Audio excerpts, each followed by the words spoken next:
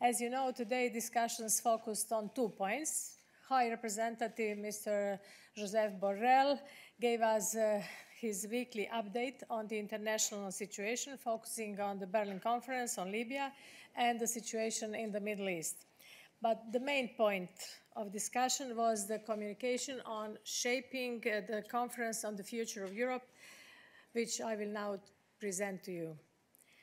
The College adopted today dynamic and balanced communication as the Commission contribution to the shaping of the conference on the future of Europe. You know that citizens asked us to be more involved beyond elections. They want to have a greater say in the EU policy making. We are reacting to this request with a unique and ambitious initiative. As announced by President von der Leyen in her political guidelines, the conference will allow citizens from diverse backgrounds and all corners of the Union to engage in an open, transparent and structured debate around the key priorities for our future. This initiative will provide us with a unique opportunity to reflect with citizens, to listen to them, to connect and engage, to explain and build trust and confidence in each other. The Commission sees the conference as a bottom-up forum for an open, inclusive and transparent debate accessible to people from all corners of the Union, as I already said. Other EU institutions, national parliaments, social partners, regional and local authorities and civil societies are invited to join.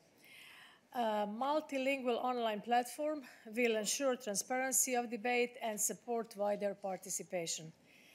As you might already know, we propose 2 parallel work strands for the debate. The first focused on the EU priorities and objectives, including the fight against climate change and environmental challenges, an economy that works for people, social fairness and equality, Europe's digital transformation, promoting our European values, strengthening the European voice in the world, as well as shoring on the Union's democratic foundations. The second strand on topics related to democratic processes and institutional matters, notably the lead candidate system and transnational lists for elections to the European Parliament for 2024. As we do not want to continue doing business as usual and we want to be a success, we need to reach to as many citizens as possible, to commit to an open dialogue and conversation, to ensure that citizens see the tangible impact of the debates through a feedback mechanism, which is very important, allowing ideas to translate into concrete recommendations. We will build on the positive experience of the citizens' dialogues, and we will go beyond the cities into not only to metropolitan regions, not only to capitals. We want to reach those who are critical, also those who are critical towards the European Union. To ensure this broad outreach, we propose to use wide range of tools, both digital and non-digital. For instance, we could try to use sporting events or festivals to bring Europe into the daily lives of citizens. It is clear that a 2-year-long conference involving a multitude of different events will need a strong organization. As this is a truly joint effort, it will be important to establish a simple, workable and practical structure which gives the 3 main European institutions ownership of the conference and jointly decide on the best way how to organize the work. Last week, I represented the Commission at the debate in European Parliament and I talked about our position on the resolution.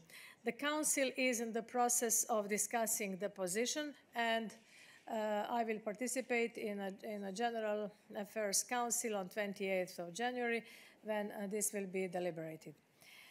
The concept, structure, scope and timing of the conference will be jointly defined with the European Parliament and European Council. We suggest Commission suggests that this could take the form of a joint declaration, which should then open to other signatories, including other European institutions, organizations, stakeholders, who would commit to respect the objectives and modalities of this conference.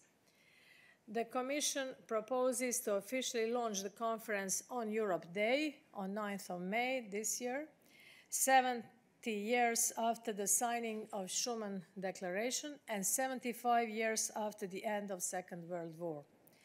So, and in conclusion, we will have to be bold, creative, and embrace together the innovative nature of this process. Where there is a will, there is a way. Thank you very much.